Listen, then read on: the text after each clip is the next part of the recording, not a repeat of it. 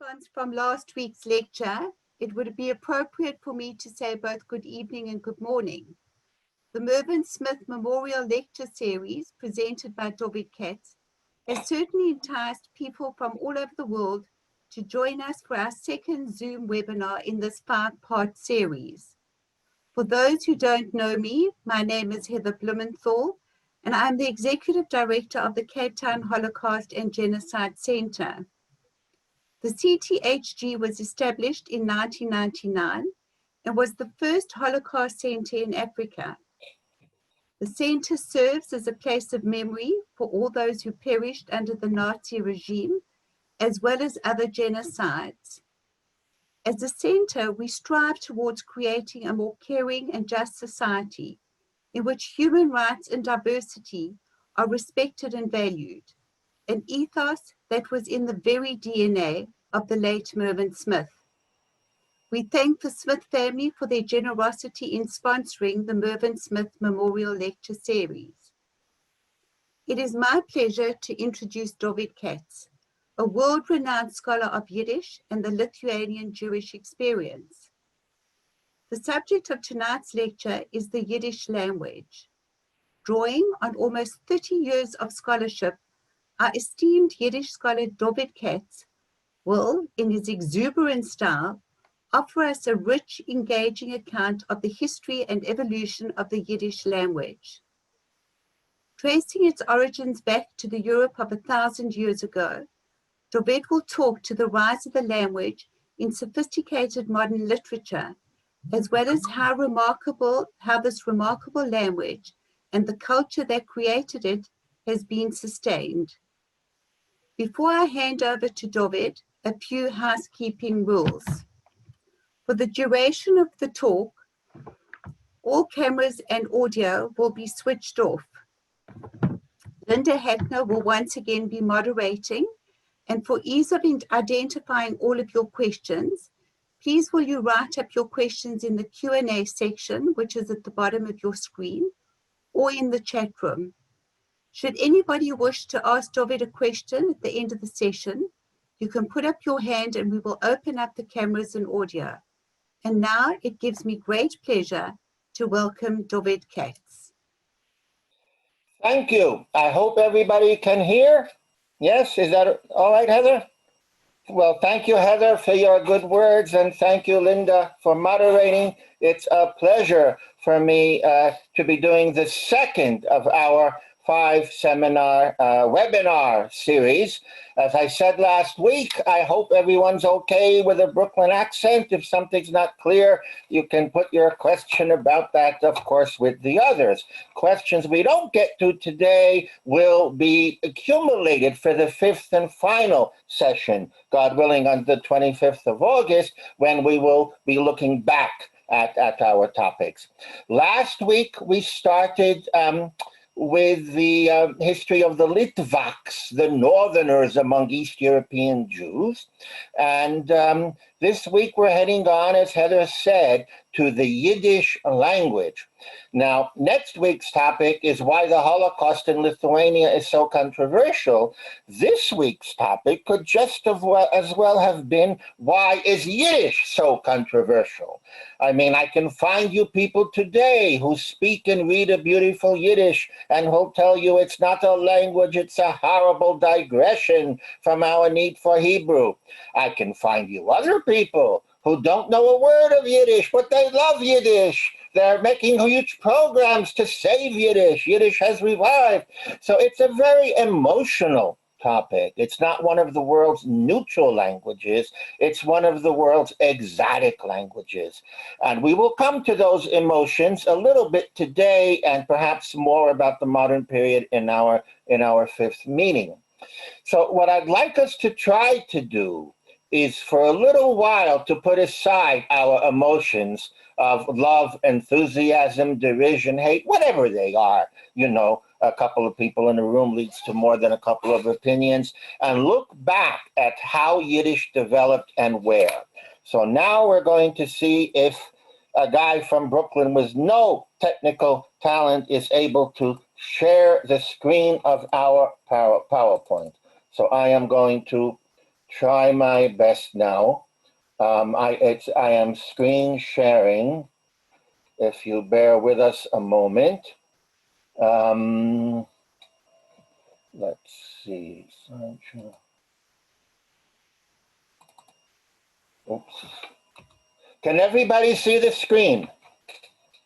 Yes, that was a yes. So if I don't hear differently, I'll assume that all is okay. I want to thank the family of Mervyn Smith.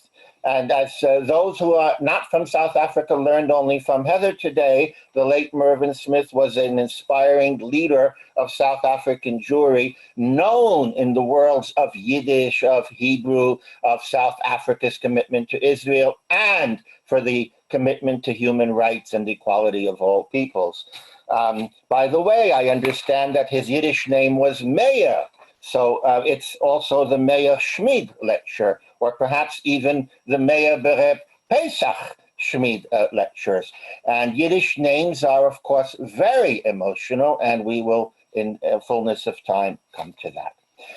For those who were here last week, I apologize. Some of this we went through last week, and there'll be a few moments of overlap, but with a rapidly shifting emphasis, not toward Litvaks, the Northerners, but toward all of Yiddish. So 1,000 years ago, when the Middle Eastern period in Jewish history comes crashing to an end with the end of the Geonim, the Geonite in Babylonia, suddenly, as if by magic, there are European Jewish civilizations all over the European continent. So starting from the far west on your screen, you see Sepharad in the Spanish and Portuguese speaking area, in other words, the Iberian Peninsula. You go a little northeast, you come to the French speaking area, and that's called Sorfas or Sorfat, different pronunciations.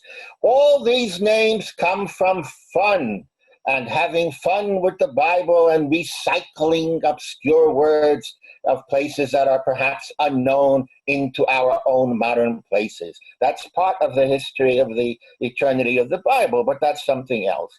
So Sepharad and Tzarfat are the easiest to derive. They come from one passage in the book of Jeremiah that's also in Obadiah, about two places somewhere around the ancient land of Israel, and they picked Sfarad because it's similar to Hispania, Sefarad, Hispania, Spain.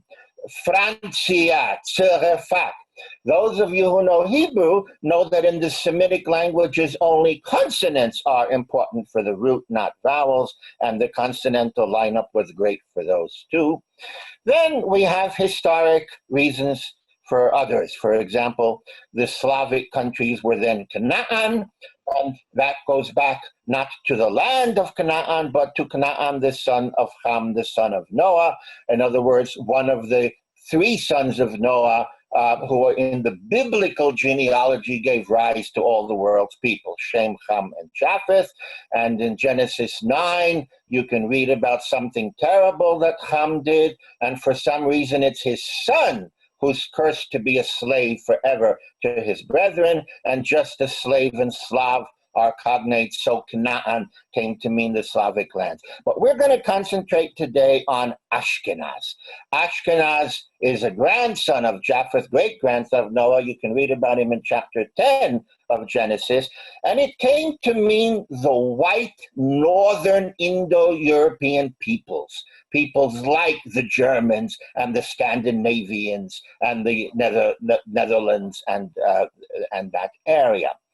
Now, something interesting happened in all these territories. Originally, it was the name of the non-Jew who got the name from that place. For example, a Sephardi meant a Spaniard, a Tzarfati meant a Frenchman, and Ashkenazi meant a German. But by the second or third generation, very close to 1,000 years ago, Ashkenazi meant a Jew in the territory of Ashkenaz with a certain culture and language. Now that culture in Ashkenaz, you see that area in the peach orangey color in the middle of the map there, that area became the world center of Torah study and Torah authority. Torah in the Orthodox Jewish tradition, not only the 5 books of Moses, believed to have been given by God, but the entire Talmudic literature. So you had very great rabbinic authorities, Rabbeinu Gershom, who forbade polygamy, Rashi, who wrote the great commentary on the Bible and the Talmud, Rabbeinu Tam. The world's top Torah scholars were in Ashkenaz, although the greatest Hebrew poets, philologists, and philosophers were in Sfarad, the Sephardim. It's as if the talents were distributed in complementary distribution rather than overlapping. And for a number of generations, this stability held. And in Ashkenaz, there were 3 Jewish languages, Hebrew, Aramaic, and Yiddish. Everybody spoke only one Jewish language, Yiddish. But the learned, the rabbis and people who were learned could read Hebrew, could read the Bible, could read and understand some of their prayers.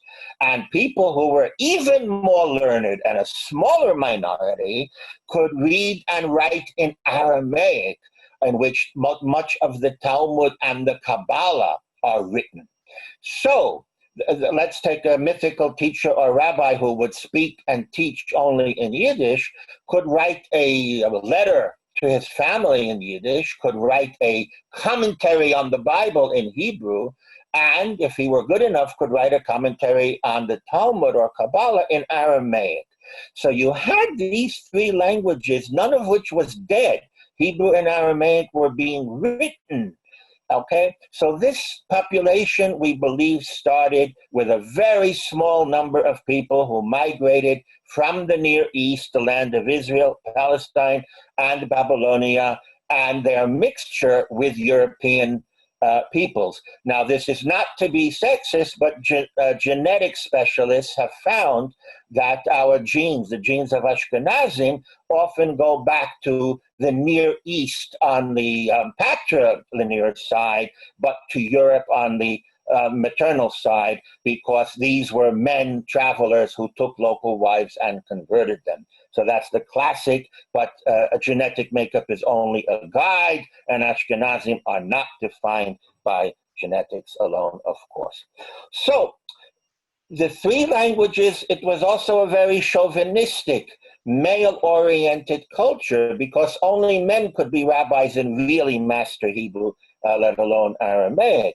And it was therefore left to women to develop Yiddish.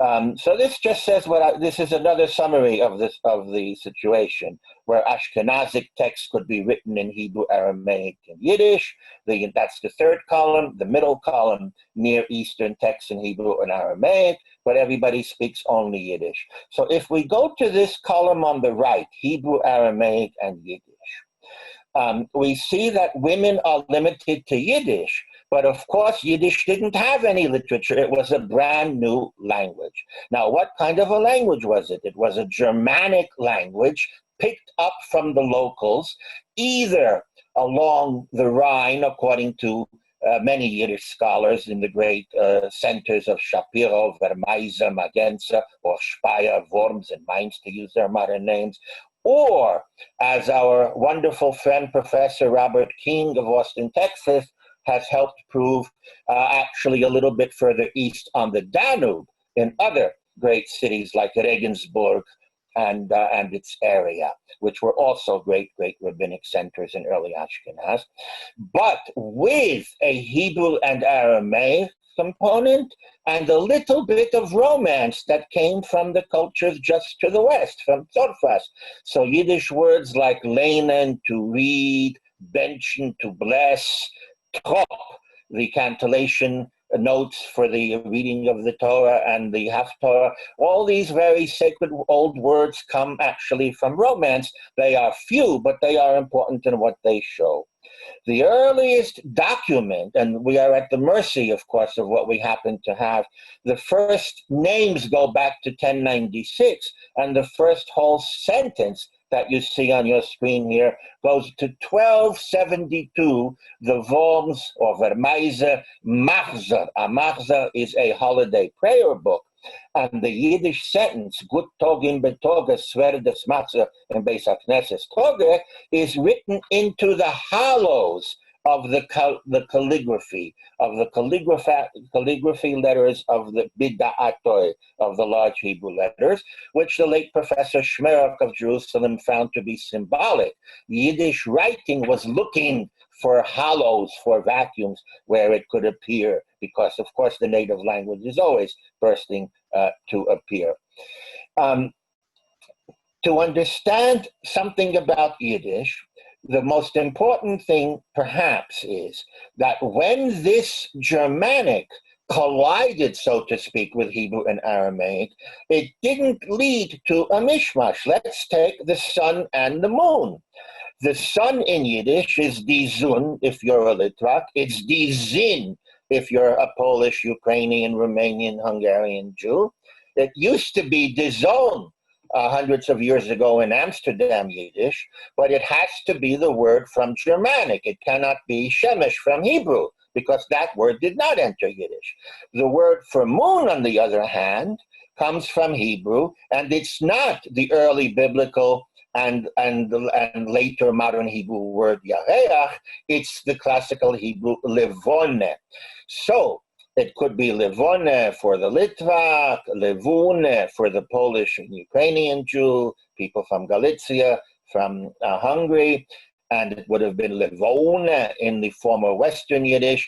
But if you will switch them around and say shemesh and mond, mond being a Germanic derived word from moon, you're not speaking Yiddish. You're mixing Hebrew and German. So Yiddish is a very specific, delicate structure. Take another. Here you have a modern book on the left, and you have a traditional Talmud on the right. They may both be a book in English, but they couldn't possibly both be a book in Yiddish. The one on the left, Aristotle, that's a book. It's a book. The one on the right is a sefer. So any sacred book from the huge library of Bible, Mishnah, Talmud, commentaries, Kabbalah, sacred book, that's a sefer. So if somebody writes a sefer, a Hebrew commentary on the Bible, and you call it a buch, or even worse, diminutive bichel, you're insulting him, telling him he doesn't know what he's doing. He didn't write a sefer, he wrote a bichel. Okay, so again, it's Yiddish, and it's the special Jewish way of looking at the world. The way every language that's attached to a culture looks at life a little differently than others. A few other examples. How do you say holiday in Yiddish? Well, Yiddish did not take the early Hebrew word from the Torah, Chag. Yiddish seems to always take the latest word that came down the line after thousands of years of biblical Hebrew and then Mishnah. So late in the Bible, you find Yom Tov, a good day, for example, in the book of Esther. So Yiddish has Yontif, plural Yom Tovim. If you're a Litvak, it's Yom Tovim. But if it's a Christian holiday, you have a special word, choge, okay? Or in Polish Yiddish, chuge. So a Yontif is a Jewish holiday, and in modern times, a universal holiday. For example, in America, Jews generally call the 4th of July a Yontif because they are comfortable with it. A choge is a Christian holiday, and many Yiddish sayings come from it. For example, as me klingt is choge. If the church bells are ringing, it must be Sunday or a holiday. Then you have other words. For example, Yom de Pagra to mean a national holiday, a holiday of the country I'm living in, where everything is closed and where you have to know to respect other people's wishes. So all these words, Yontif and Choge and Yom de Paga, and in modern times, Yiddish has from German Festtag, but that can only be used in a certain way about a non-Jewish holiday that you do not participate in, unlike Yontif. Another example, the word for proud. In this case, the bad kind of pride comes from a Hebrew root. It's gaive, haughtiness, arrogance.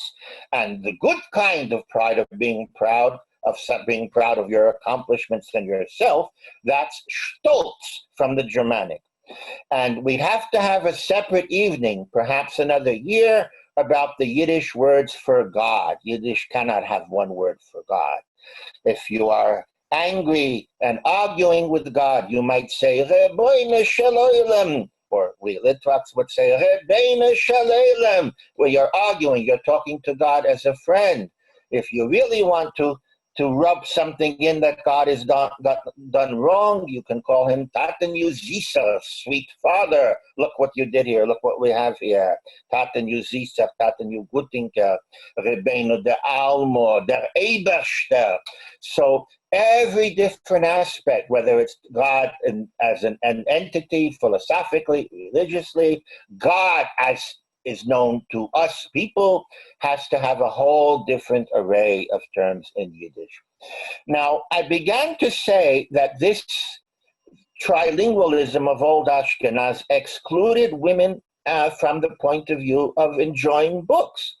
And so, because the religious culture forbade serious Hebrew and Aramaic, Torah and Talmudic works for women, a huge new vista was opened for women to pioneer what we now call the modern genres. And at that time, in medieval Europe, you had Yiddish versions of King Arthur, Hildebrand, and other medieval knightly stories that began to circulate in manuscript. They were not great original literature. They were reworkings of European literature. And we know in many cases that the readers and the enablers were women. Okay, there's a lot of argument and doubt about the writers. And from that developed the first more original genre, which was, some of you, all of you know the Bible, you remember the books of Joshua, of Samuel, of Kings, and all the wars and the fights and the knights, the rebellion against David, for example, by his son, Avshalom, and his long hair getting stuck in the tree, after which he was killed with a sword. These lend themselves perfectly to the genre of the medieval knight and the damsel in distress. So you have the Shmuel book and the Melochim book, reworkings of the books of Samuel and Kings into Yiddish. 14th century, by the 15th, they are widespread. This is an example from the 16th century because it's, of course, from the age of printing. If you can't easily read the words under Sefer Shmuel, that's because it's in the old Yiddish font called mashkik that Yiddish had until the 19th century, when it was discarded in favor of modern Hebrew square or Assyrian letters. A lot of innovation has to do with Yiddish humor. For example, you'll have King David stopping in the battle to daven mincha, to say the afternoon prayer of mincha, when the writer knew there was no such thing. It's an anachronism. Mincha would have been the sacrifice at the temple in the Holy Land back in antiquity. It wouldn't be the afternoon prayer, or David stopping in the middle of the war for some chicken soup. So it is all, this genre eventually developed. Its high point was in the 16th century. It developed to more originality. The first great Yiddish writer was Elijah Levita, Eliyahu, or Elia Bocher in Yiddish. And this is the 1541 edition of his masterpiece called Bovo de Antona. Bovo is the name of the guy, of Antona. But within Yiddish and Ashkenazic culture, it's not so simple. The author chose a name that would be very titillating. It would be very risque, because first of all, Bovo is also the first word of the name of three famous Talmudic tractates from the Aramaic word for gate. The first gate, the second gate, and the third gate. Yes, Baba Kama, Baba Mitzia, Baba Basra. And here you have it spelt the exact Aramaic way, Beis, Veis, Aleph. And only when you start reading the book do you realize that it's Bovo de Antona. De, of, is from the Romance languages and in Aramaic. And of course, we have it in modern Yiddish and Hebrew. Brisk de Lita, Brisk of Lithuania, Frankfurt de Main. You have the de. Okay, then perhaps this is a time to mention that for hundreds of years, the rabbis were not so happy that women and men on Shabbos, Sabbath afternoons were reading this kind of stuff instead of moralistic literature based on the Torah. So they started to call it a Bober Meise. And in the Slavic countries, in Eastern Yiddish, and we're coming to that, Bober, of course, means grandmother, and it tied in with old wives' tale, grandmother tale, Bober Meise. So not that many people know that, know that Bober Meise comes from this book. The later editions were called Bober Meise in Eastern Europe. Okay, that's the bestseller of all time, the Women's Bible, called the Tzene Rene. It's from two words from Shir HaShirim, the Song of Songs, where the poem says in the Hebrew imperative, plural feminine, Tze'eno ure'eno, go out and see, O daughters of Zion. Okay, or daughters of Jerusalem.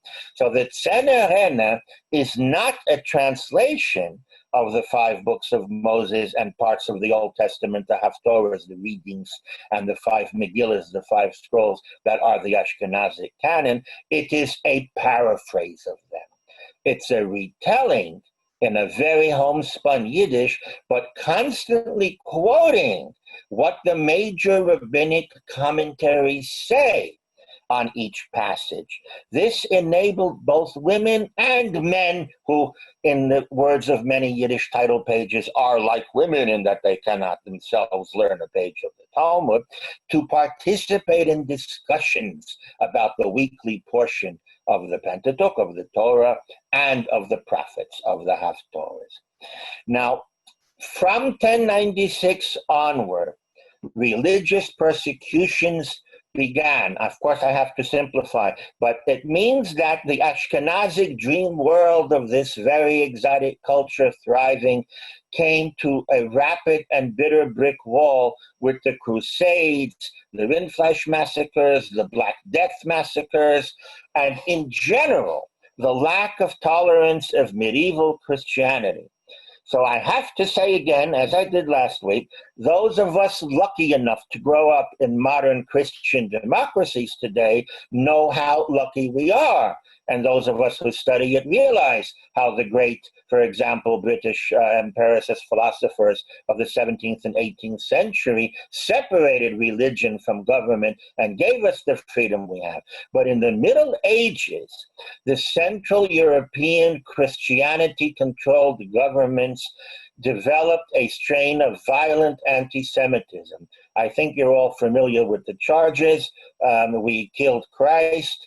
And whenever someone comes up to me and tells me that, I say yes, but only for 3 days. But that humor didn't always help in the medieval period. There were the charges of using Christian blood for matzahs, desecration of the host, the wafer, dishonesty in business. And, the Ashkenazim, many converted to Christianity to save themselves, and that's why it was not genocide, it was mass murder. You can do something. In genocide, there's nothing you can do to change something, to save yourself.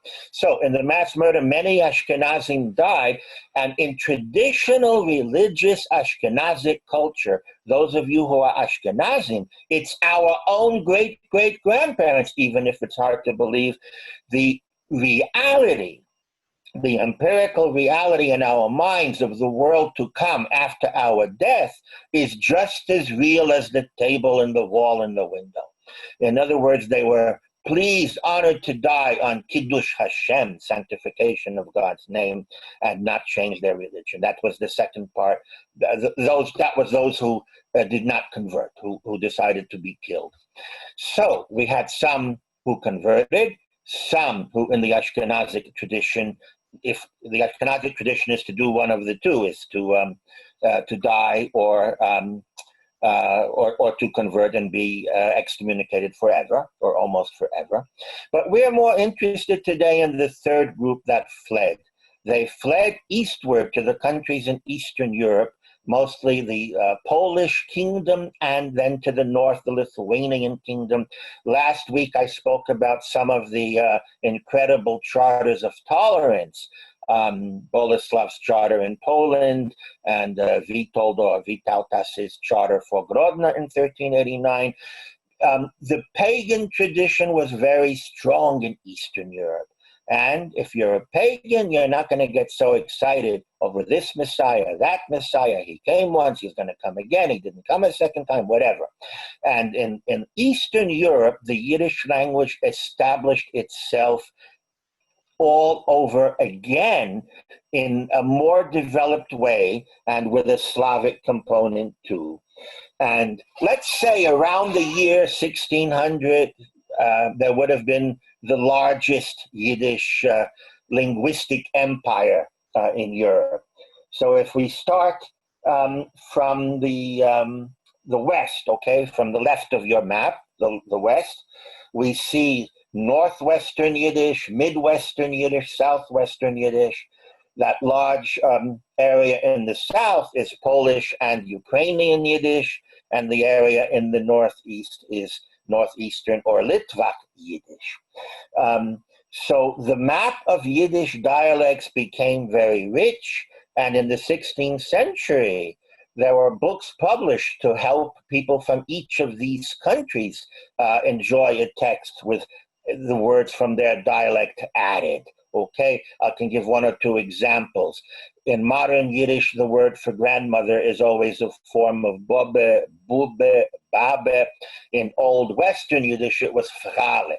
So some of the books published in Amsterdam or in Germany or in Italy would say frale, and then they would have bobbe or babe in parentheses and brackets for the Eastern readers. The publishers wanted to reach a wider clientele of book buyers.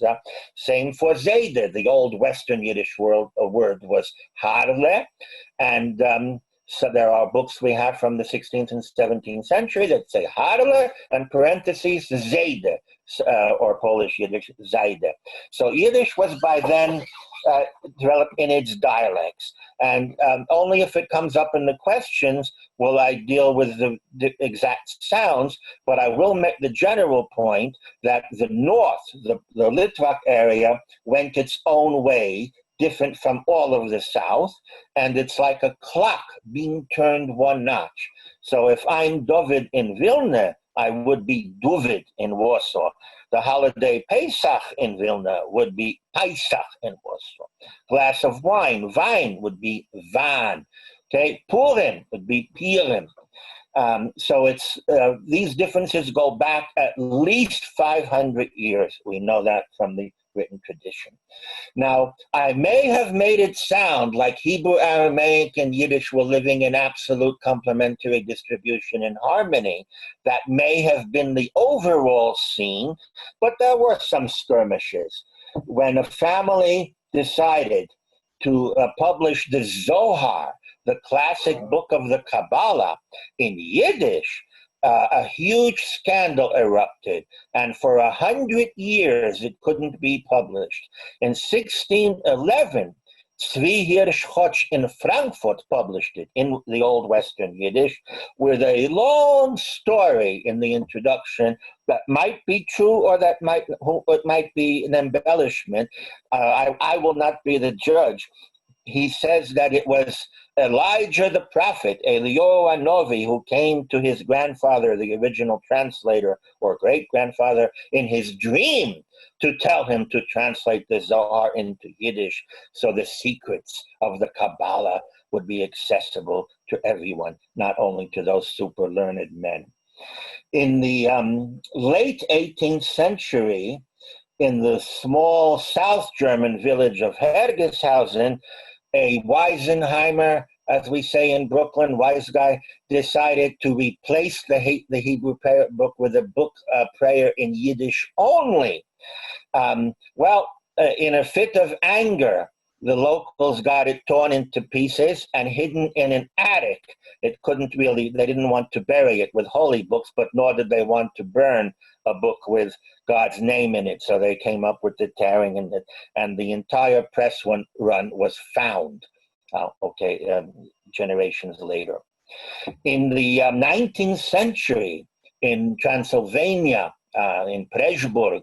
It's today Bratislava, the capital of Slovakia, I think, but then, of course, in the Hungarian-speaking lands. The Chassam Sofer, a German-born rabbi who moved to Hungary, developed what we call today the ultra-Orthodox theory of Yiddish, that Yiddish must be spoken so we have our own language. And some of the edicts he passed are, for example, if you go to shul, to synagogue, and you hear the rabbi preaching in Hungarian and German, and that would mean, of course, in English, Russian, Polish, or whatever, you must run out of that synagogue, not walk, run as if you're running from a fire. So he became the originator of something we see today as a phenomenon among many Hasidim, a topic for later. In the 19th century, East European Jewry underwent a number of, new movements and new cultures that are all part of a modernization. The modernization, the Enlightenment, Haskalah, was taken from the German Jews of the 18th century, the Mendelssohnians, who of course condemned Yiddish, saying that only by speaking pure German would the Jews be tolerated in Germany and never again have any trouble with anti-Semitism. That was the view not only of Mendelssohn, but of his many talented followers, David Friedlander, Euchel, many, many others, and ultimately the historians, Gretz, and Jontef Lippmann Leopold Zunz, the founder of modern Jewish studies. So they hated Yiddish because they wanted to be proud Germans of the Jewish religion. When that movement came to Eastern Europe, it flopped because Eastern Europe, by then, had millions of Yiddish speakers. In Germany, in Holland, in Italy, there was only a remnant small population and already a very watered down Yiddish. So how did the Easterners modernize? One, they developed modern Hebrew as a literary language, not only for community documents, responsa on the law, commentaries on sacred texts, but as a language of modern genres. That's the play, the novel, the short story, the modern poem. And when I was boasting about our Vilna Litvaks last week, I mentioned the rise of the Hebrew poem in Vilna in the early 19th century in the hands of Adam HaKohen, Avrom Dovber Lebenson. So each of these things had its pioneer. Then we had modern Yiddish. In the early 19th century, these were mostly practical works. For example, the story of Christopher Columbus, or a guide to hygiene in your home. But by the mid-19th century, modern Yiddish develops also into the novel, the short story, the poem, and the pamphlet.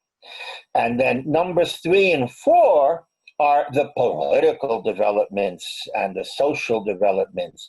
Until the 19th century, just close to 100% of Jews were what we would today call ultra-Orthodox, with their own language and dress, and with those 3 Jewish languages in their culture.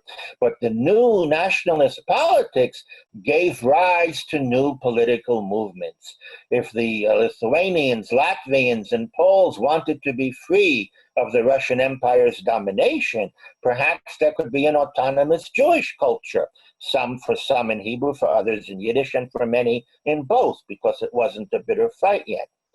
In the second half of the century, you have the revolutionary politics of all the movements in the Russian Empire that fought against the autocracy of the czars and wanted to bring some revolution or democracy. As I said last week, they were all some kind of socialist, but vastly diverse internally. There's the alphabet soup of anarchists and bundists and territorialists, eventually communists, social democrats, social revolutionaries, democratic revolutionaries. And this group, more than any, started to give Yiddish, modern Yiddish, a big boost in using the language of everyone, the universal vernacular, to get to everyone. Okay. And by the later 19th century, we already have plus and equals, but as you see, I put a question mark because it's all very controversial. In number 5, second from the bottom, our penultimate line here. So the Hebrew revival movement plus Jewish nationalism evolved into Zionism. The Yiddish movement and the revolutionary movements evolved into Yiddishism. And this is not a perfect match. What it means is that those who tended toward nationalism, having your own territory and country and your own and dreams of your own army and navy, they went for Hebrew.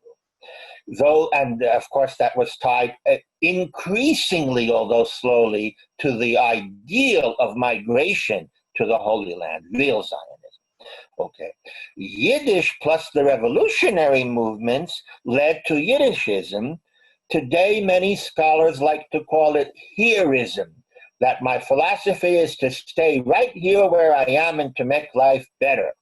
Now, it may sound strange after the Holocaust, but in 1890 or 1900, it sounded much more logical to continue living in Vilna, Kiev, Warsaw, or wherever you were, and to hope for even better times if you're doing well. If you're not doing well, to hope for good times.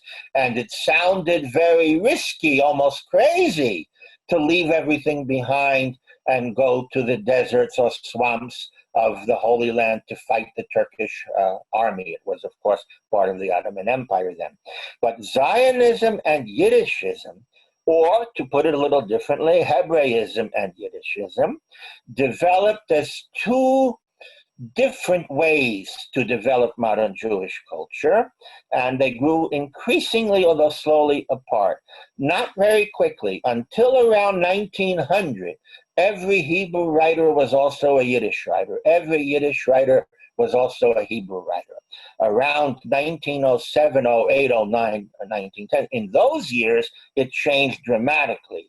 After the Yiddishists got together in 1908 to at a national conference, an international conference in the city of Chernovitz, today in Western Ukraine, then in Bukovina, to declare Yiddish a national Jewish language. And that led to a war, the Yiddish-Hebrew War. Okay. In the meantime, there are different opinions about whether there was more literary, cultural, or political impetus, but in a few short years, the literary miracle of Yiddish came about. Great writers like Mendele Moiche Sforim, who you see here, born in Kapula, today in Western Belarus, and he lived most of his life in Odessa, today in Ukraine, was from 1864 onward the first great Yiddish novelist, known as the grandfather of Yiddish literature. From Poland came Yud Lamed Peretz, who mastered the short story. In his own life, a socialist and eventually a Bundist, he nevertheless found in Hasidic stories and folklore an absolute incredible reservoir of material for the modern short story, and really short. Okay. Sholem Aleichem may be radical in his hair. He was the great humorist, today so famous from English and other reworkings like Fiddler on the Roof. He's the first Yiddish writer to become wealthy from Yiddish and to become a big success story. But before I go any further, I do want to say that the field of Yiddish today, academically, continues to too narrowly focus on the same three classicists, Mendele, Peretz, and Sholem Aleichem, and forgets all about their competitors. There's a brilliant young woman at Columbia University now who's doing a thesis on Shomer. Shomer was Sholem Aleichem's arch enemy. Sholem Aleichem decided on the enmity when he wrote his one not so humorous pamphlet in his life, Shomer's Mishpat, the trial of Shomer, whom he called a shundist for writing popular, racy, naughty novels. Okay, so the modern scholarship has only recently begun to understand the importance of the women writers. In the first decades, there were almost no serious women writers, but by the end of the 19th century, in the early 20th, you had hundreds of young women becoming the first modern Yiddish poets. This is Fradel Stock, who introduced the sonnet into Yiddish and is one of the great Yiddish poets, although she died young and tragically in America, and did not produce a huge corpus. But what we have is a pivotal turning point in Yiddish literature. Academically, around 1913, these two guys teamed up, Ber Borachov, and this proves that the political linguistic lines are not always clearly drawn. Some of you may know that Ber Borachov on the left was the founder of socialist labor Zionism. Very many labor Zionists in later Israel traced their loyalties to him. In the last few years of his short life, he died at the age of 36 in 1917, he devoted those years to Yiddish scholarship. And together with the great Yiddish editor and literary critic, Shin Niga on the right, original name Chalny, they put out Der Pinkes, the first modern Yiddish academic anthology. The idea I'm getting to is that in a few decades, Yiddish rose to this, not to the level of English, French, or German literature, but to the level of the East European national languages, amongst whom Yiddish was situated. Max Weinreich, with the help of Tzemach Shabbat, founded the YIVO Institute in Vilna in 1925, and there you have its first international congress in 1929. Intelligentsia from all over Europe and to a lesser extent the world coming together to celebrate this new institute for the study of Yiddish at an academic level. Now, I said at the very opening that Yiddish is very controversial, and we're going to get into some of that in our fifth lecture dealing with controversy. Oh, sorry, not a lecture, webinar. I'm so sorry. I will one day learn slowly. And we will get into the modern incarnations of these campaigns, but I will mention them now. But I didn't mention the first one. The first one is perhaps part of a different talk. From the early 18th century, books against Yiddish started to come out in the dozens in Germany among German anti-Semites and anti-Judaic, in other words, Christian missionaries angry that Jews did not become Christians. There is a wealth of dictionaries of Western Yiddish dialects that are so valuable for those of us who study, written by anti-Semites to help their neighbors not be fooled by the damn Jews with their secret language, and to know when the Jews are cursing Christ. So when the 18th century Berlin Maskilim, the great Jewish enlighteners, Mendelssohn, Friedlander, Euchel, Gretz, and the others, came out against Yiddish, they didn't have a hate for Yiddish the way other people later did. They simply thought it was a disaster, and that they believed if the Jews would get rid of Yiddish completely and speak real German, they would never again suffer anti-Semitism. That was the basis of the campaign by the German Jews.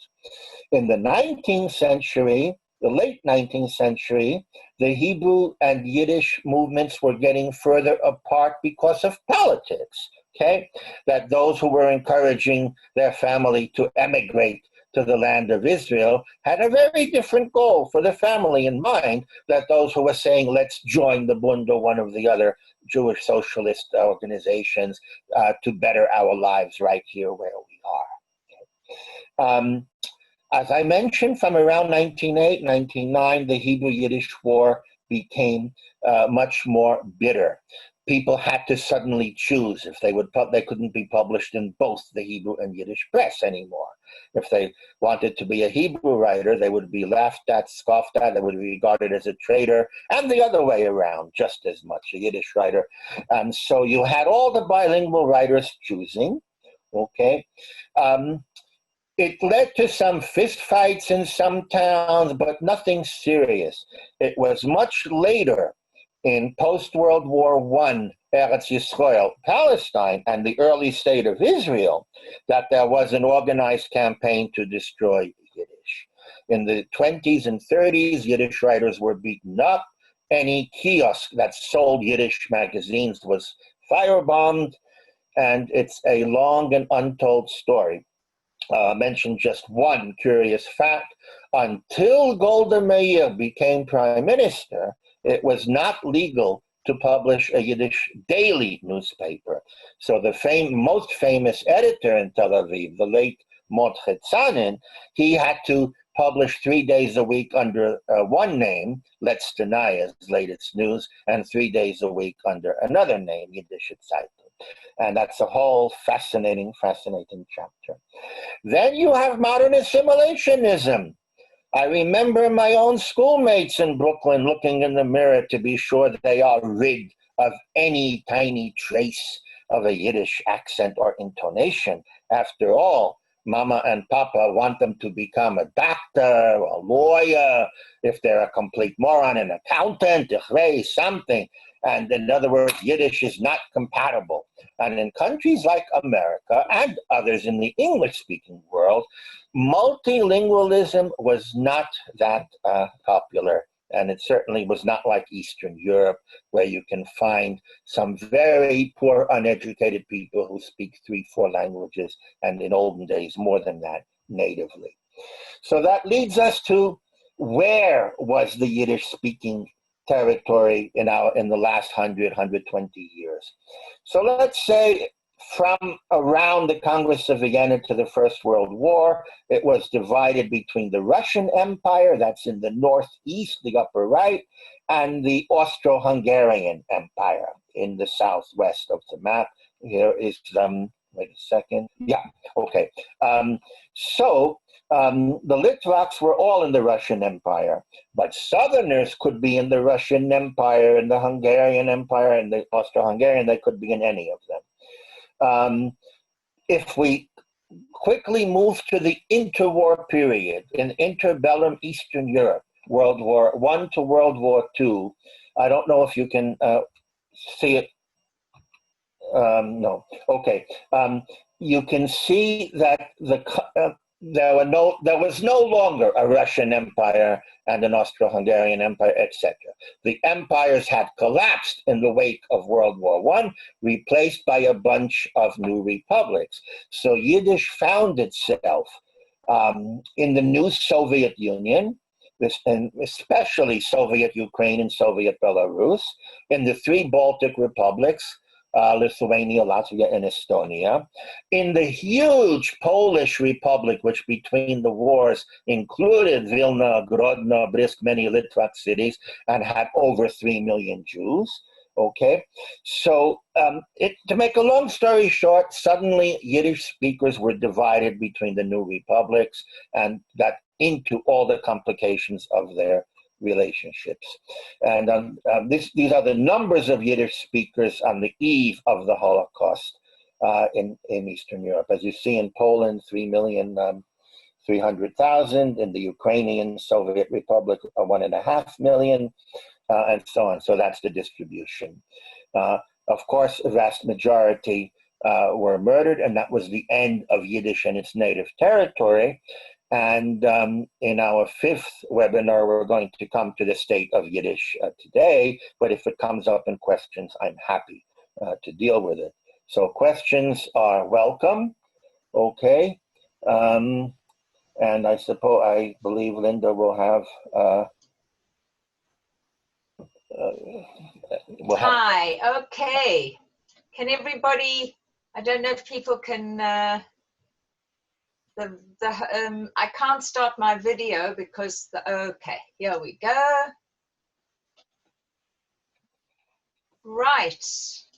Let me try and shift this over. Hello, everybody. Hi, Dovid. Thank you so much. Thank you. That was really wonderful. And what we tried to do this evening, so that really we could manage the questions a little more substantially, is that we try to get everybody just to write their questions in the chat.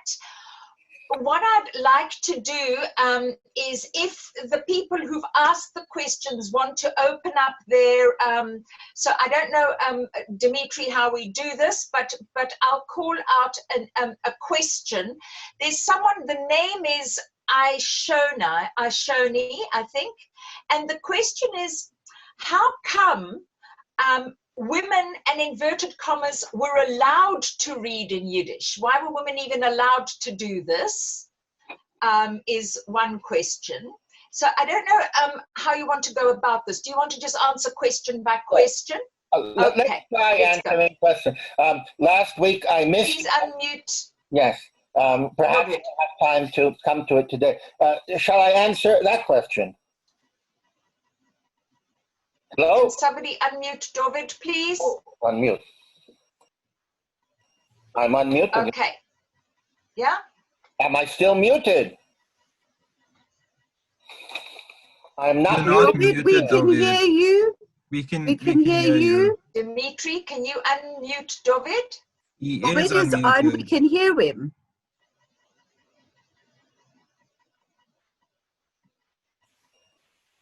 I can. Yeah. Okay. Dovid, look at the bottom of your screen. I am not muted. Click right at the bottom where it's got video, stop video, participants. If you go from share screen to your left, at the far left at the bottom of the screen, you'll see mute. Yes. And then you can click unmute. Yeah, it's on unmute. Do you hear me now? I can hear you, Dovid. Okay. If everybody can hear him except me, then that's fine. All right, Dovid, go ahead.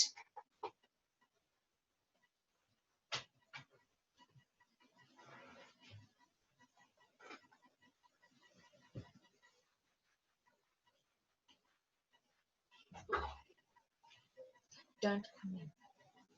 That was Maxine to say that you muted and they can't hear Michael.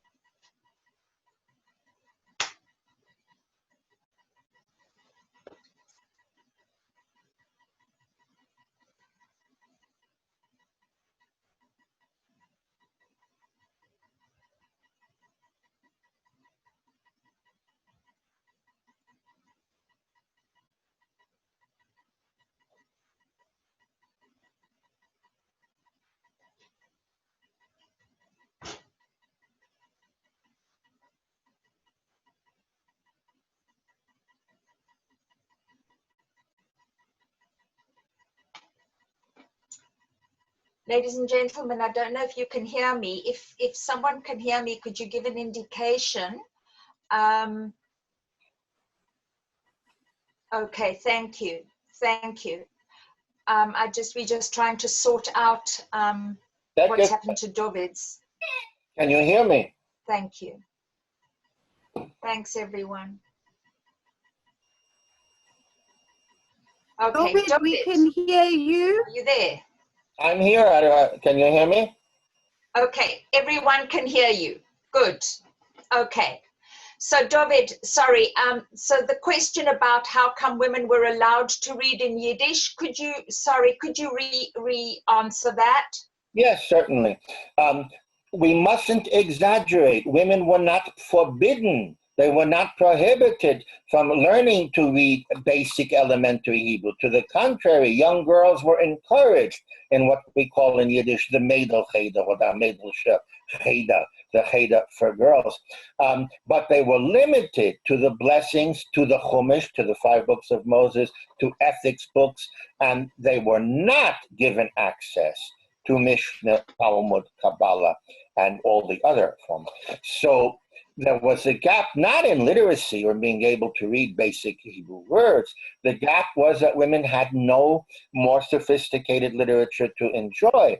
And given that men were not supposed to delve into the literature of the nations around them, it seemed perfect that the modern European epic poem, the knightly romance, was a natural direction for Yiddish to branch out into in medieval Europe, especially by and for women. Thank you. Veronica Belling has asked, can you please say something about Chaim Zhidlovsky and his Yiddishism? Yes. I mentioned that from around 1908 and the Chernovitz Conference, you had already a Hebrew-Yiddish war, and both sides had their great orators and theoreticians and writers. Zhidlovsky was an intellectual born in what is today Eastern Belarus. Zhidlovsky developed Yiddishism not as a religious philosophy. He was a secularist. He developed it as a model for the Jewish people of Europe and their descendants around the world to have a sophisticated culture in their own language and as a cause in its own right, not as a means to either religious or secular writings on its own. Zhidlovsky's writings include translations of many of the great philosophers, but he remains best remembered for his oratory and his arguments against the anti-Yiddishists in that polemic. Dovid, thank you. Another question from Rastko Novakovic, and I don't know where people come from. They haven't said, but it sounds like we've got a lot of people from all over the world, which is so wonderful, Dovid. But people are quite interested in having a bibliography of Yiddish writers. And if any are translated into English, that indication from you would be wonderful. So is it possible perhaps for you to let us have a bibliography of Yiddish writers who have been translated into English at some point? Maybe email them to us and we could share them with our database. Right. For that, I have to tell you as I always try to, my honest view. The answer is at your fingertips on the internet. If you Google bibliography of Yiddish writers translated into English, you will come to various lists. Then, if you look at any of the books published by the leading Yiddish literary scholars, either of today or of recent times, Professor Ruth Weiss, Professor David Ruskis, many excellent professors of Yiddish, the late Chona Schmel, they all have bibliographies. And there are excellent bibliographies of writers translated into Yiddish on the web. Thank you. Dovid, where does Bialystok fit in? I know it's right on the western edge of the Litvak zone. I've been working on the last extant cemetery in Bialystok since 2005, and I wonder about the proper transcription of the obvious Yiddish inscriptions, but also the given surnames within a larger Hebrew epitaph. Right. Bialystok, always considered from the general point of view to be Poland, and in today's modern Poland, was, as you mentioned, on the edge of the Litvak territory. So from the Yiddish and Jewish cultural point of view, Bialystoker Yiddish, the Yiddish of Bialystok, is almost pure Litvish Yiddish. There are a tiny number of Polish Yiddish influences from across the border. So if someone is transcribing the Yiddish of a tombstone or of a novel or of an autobiography, the most authentic is to remember and to keep alive the rendering of Jewish names and place names in Bialystok Yiddish, which, as I said, in general is Litvish Yiddish. Dovid, thank you. And Hal Scheinberg says there are Hasidic communities, e.g. Satmar, where Yiddish is the vernacular. What flavor of Yiddish is prevalent in Hasidic communities in the US and around the world? He says, I'm in Washington, D.C., and I'm Judy Lerner's brother. Oh, well, warmest regards to Judy Lerner, a dear friend from my high school days at Yeshiva of Flatbush when I knew her as Judy Scheinberg. I would say the following, that, I'm sorry, could you, one more time? The question again? Yes. there are Hasidic communities, Yes, okay, e.g. I understand. Sorry. The reason I hesitated is that in our fifth webinar, we're going to discuss the state of Yiddish today. But as you asked, I will give a brief answer today. Okay. Let's put it this way. There are close to 1 million native Yiddish speakers in the world today among Haredim, almost all Hasidim. Many of the groups came from Hungary or Ukraine, but a standardized Hasidic Yiddish based on Polish Yiddish has taken over in pronunciation, in dialect, and in many cases in the study of Ashkenazic Hebrew.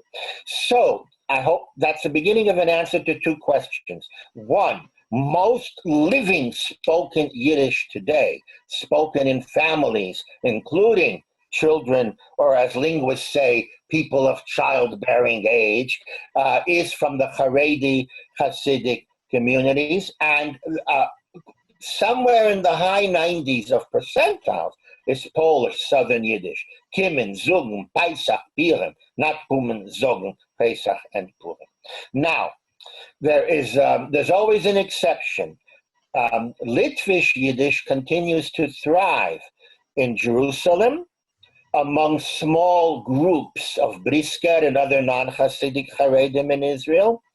I have a colleague in a small town in Israel, Kiryat Sefer, who is an anti-Hasidic Litvak and is reviving Litvak Yiddish in his but that's the exception. It's very rare.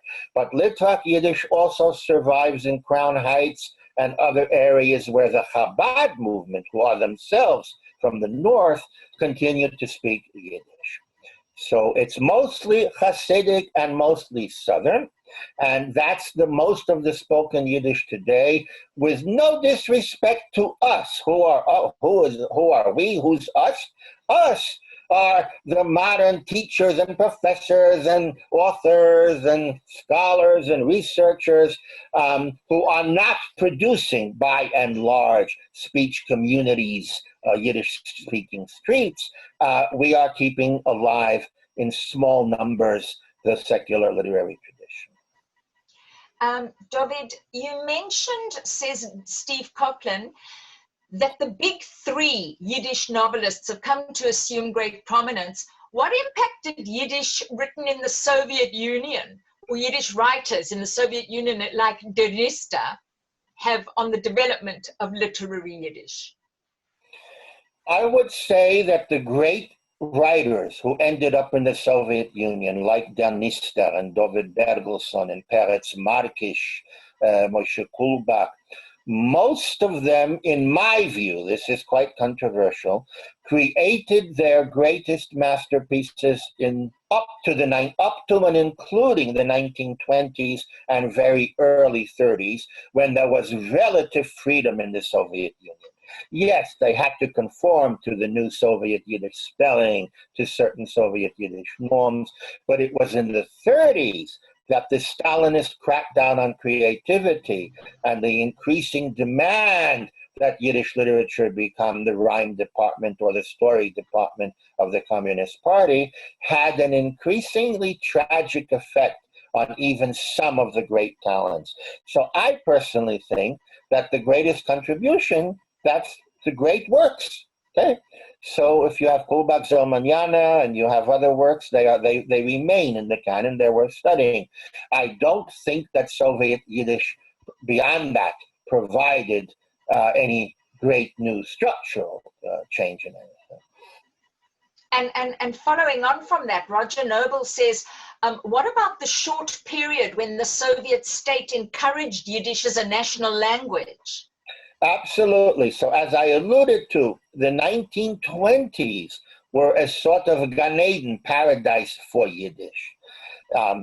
First of all, there was state support for minority languages, including Yiddish.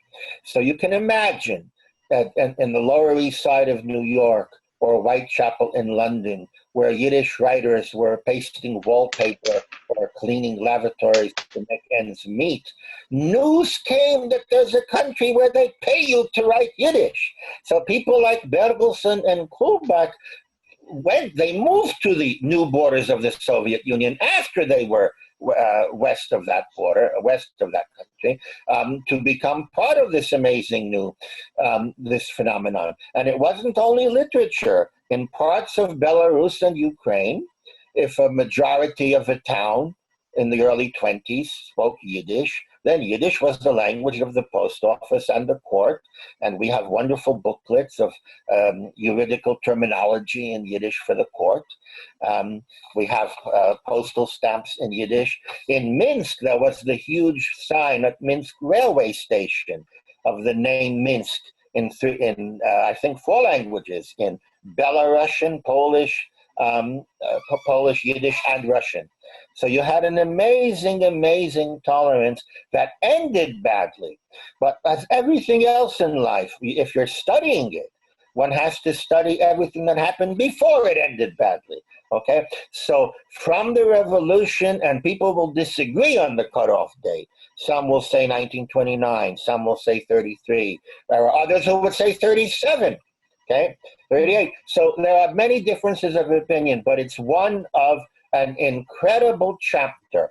I do have to mention, however, that a part of it was controlled by the Yevsektia and Yevsektia-like forces, some of whom were brutal Communist Party commissars with personal empires of power, for whom it was nothing to destroy the life and livelihood of their own teachers, of their own pupils, of their own colleagues or comrades, as the case may be. So the Yevsektia was went so over the top to prove its loyalty to Soviet culture that it had to be very anti-Hebrew. It had to be very anti-religion. It had to be very anti-even cultural Zionism. So it's not. It was never a pure paradise in the history of ideas. Okay, thank you. There's some questions about you personally, but I think I'll leave those till the end. People are interested in you. We do that in the 4th, I think it's the... Yes. Let's keep it for the final one. So the person who wrote the question, anonymous attendee, let's keep it for the final one. And the same person, I think, wrote, can you elaborate on the tav and samech sounds in Yiddish, how Shabbat is Shabbos and Brit is Bris? I think you spoke about that a little bit last time, but perhaps we can talk about it now. Yes, with pleasure. And of course, not everybody was with us last time, so those who were will bear with us if there's some repetition. About personal questions about me, I'll be delighted to answer them on the 18th and 25th of August. So on the 18th, our 4th webinar, I will talk about my 30 years on the road, looking for the last Yiddish Mohicans in the Litvak lands, in Belarus and in Lithuania, Latvia, northeastern Poland, Ukraine, and so on. And on the 25th of August, we will together, Mirza Shem, God willing, be able to bring up anything we want in a survey of the entire. Now, not everybody is interested in phonetics and phonology, so we have 2 major issues. I'll just mention them. The classical biblical Hebrew has 6 consonants that can be either hard, plosive, or soft, spirant. Beget kefes or begat kefat, if you're into a more modern style. It's b, g, d, k, p, and t. So those of you who know Hebrew and who use vowel points or are familiar from the prayer book or Bible or learning Hebrew with the vowel points, that the hard ones, b, g, d, k, p, t, have a dot, and the soft ones, the spirants, v, r, okay, the, f, sorry, ch, f, and th, I'm using the original ancient spirants, either have nothing or in the Middle Ages and in some forms of modern Yiddish have a line on top of them to distinguish from the dot offer. Now, modern Israeli Hebrew, Sephardic, does maintain the differences between b and v, okay, and between p and f, okay, and k and ch, but it does not maintain the difference between t and th. Yiddish maintain and Ashkenazic Hebrew maintain the difference, but not with the original th. The original th, Shabbos in Tiberian Hebrew, Shabbat in the more easterly versions, the th merged with s, with samach, with s. So Shabbos became Shabbos. Okay, and that is a hallmark of us Ashkenazim, that we know when it's a tough and when it's a soft. That phenomenon that is characteristic of all of Yiddish and all of Ashkenaz is very different from what we spoke a little bit about last week, Sabizdiker Lossen, the special dialect of the Litvaks, not all of Litvak territory, but most of Litvak territory, where s and sh, okay, merge into a unitary consonant, something like sh, but when the non-Litvak hears it, he or she thinks he's hearing the wrong one. So if a Litvak says, Shabbos, sie gewinnt sehr interessant in Sulm, seine gegangen, gegessen Fisch, okay, they will laugh hilariously. And if they want to transcribe what they heard, they'll put sheen instead of samach and samach instead of sheen. When it, from the 19th century onwards, educated Litvaks have been striving to get rid of that feature with varying degrees of success. I mentioned last week that for me personally, it was a source of sorrow when about 5 years ago, the day came when I could no longer find in the lands of the Litvaks in Belarus, Lithuania, somebody old enough to have Sabizdiker Lossen. Lovely, thank you. Thanks very much, Dovid. Now there's a question here, and part of it I can't actually say because I think it's in French and I don't speak French, but it's from Smadar Lavi, who says there is a body of, sorry, I'm going to absolutely massacre this, of fin de cycle travel literature in Yiddish studied by Polish scholar Magdalena Kozlowska, in accordance with the German, British, and French Orientalist tradition of exploring the Arab world, with some focus on the Jews of North Africa and West Asia. I wonder whether there is a similar body of Yiddish travel literature to the East coming out of the Baltic around the same period. I'm not aware of any such literature, but there certainly are individual famous travel logs, Mendel's version of Masor's Ben Yomin HaShlishi of Benjamin III, reworking an old travel work into some modern format. You had the Yiddish poet and Bible translator Shlomo Blumgarten, Yehoish. He traveled to what for Jews was the East. He traveled to Eretz Yisrael, the land of Israel, Palestine, during his wish to enhance his understanding of obscure biblical words for his Yiddish Bible translation, but he also wrote some lovely popular memoirs of his travels in the land of Israel. You have in Yiddish literature memoirs of travels in Australia. I'm sorry, I think this is not exactly what Dir Smadar meant, but you had Yitzchak Nachman Steinberg wrote his famous book, Gelebt und geholent in Australia. I lived and I dreamt in Australia. Now, that was not only a travel memoir, it was his ideological declaration of the territorialist movement that Jews need to create a Yiddish-speaking society in unpopulated territories of Australia or indeed Africa. And part of one of the Yiddish memoirs we have is a territory that we today know as Uganda. So you have the odd travel literature. I think that the French word that our friend Professor Lavi mentioned is one that I from Brooklyn will never dare try to say, but I think it means turn of the century, from the 19th to the 20th century, when this was a genre in Europe that influenced Yiddish writers who were very keen to be experimenting with the latest genres. So thank you, Smadara.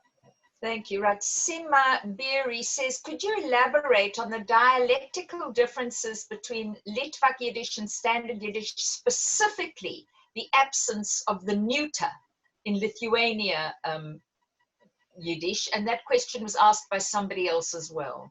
Okay. So Litvak Yiddish, or the Northern Yiddish of surviving Yiddish, has only two genders, masculine and feminine, no neuter gender. That has been a feature of the dialect for hundreds of years. Some post-war non-Litvak Yiddish is going in that direction too. It means, for those of you who know Yiddish, that the diminutive, which is always neuter in genre in Standard Yiddish, retains the gender of the base form. So if a Litvak has der Buch for the book, or der Sefer for the holy book, the Litvak will have der Bichel, the pamphlet, the little book, or der Sefer, the little-sized holy book. Whereas in the South, it would have to be dus Seferl or Seiferl and dus Bich. I'm working on a new English Yiddish dictionary available freely on the internet, to which you can always send any words you want included. It's Yiddish Cultural Dictionary.org. And what I do is I give the Standard Yiddish first, and after the Standard Yiddish, I give the Litvish. And if we're talking about other features, I give the Southern non-standard. So it's oriented toward the dialects. The second major obvious difference is in the sound system. Now, Standard Yiddish agrees with Litvish. It comes from Litvish on something like 90% of the sound system. So the holiday Purim is Purim and not Purim. Pesach is Pesach and not Pesach. Okay, a glass of wine is wine and not van. A worry is a daige and not a dage, and so on and so forth. The one great exception is the oi a. Now there are two kinds of ois that are the same in Standard Yiddish. Oi, oi, oi, oi, oi, not to be confused with ay, ay, ay, ay, ay. Ay, ay, ay means wow, ay, ay, ay, that's fantastic. And not so hot means nitazoy, ay, ay, ay, not so ay, ay, ay. So Standard Yiddish has one oi, but every Yiddish dialect has a difference.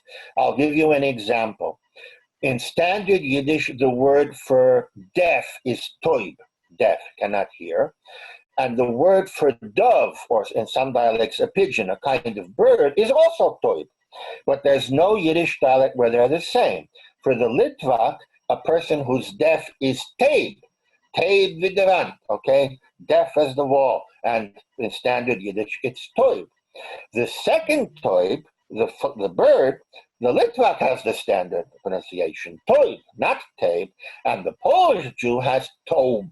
And the Ukrainian Jew once had tub in parts of the Ukraine. So it's that Litvak A. The vast majority of Vov Yud, oi spelled words, belong to the first category, where it's A in Litvish and oi everywhere else and in Standard. A tree, bain, the Torah, the Teire, okay, Rabbeisai. And this goes also if you're a proud Litvak. For example, in South Africa of proud Litvak origin, of course, you will bless the wine on Friday night with Beire Pri Hagofen, okay? Because you know that boire is Beire. I'm not talking now about imitating what is done in Israel, Bore or whatever. I'm talking about retaining our own roots, and it's Beire Pri Hagofen. So it's OA and the genders are the two most immediately obvious differences.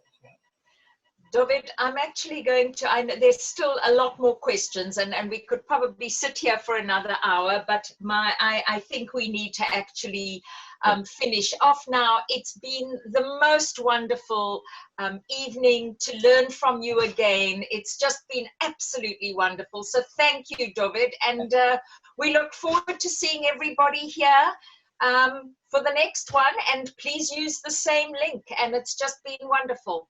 Thank you. Have a good week. Bye-bye. You too, Dovid. Thank you. Bye-bye. Bye-bye.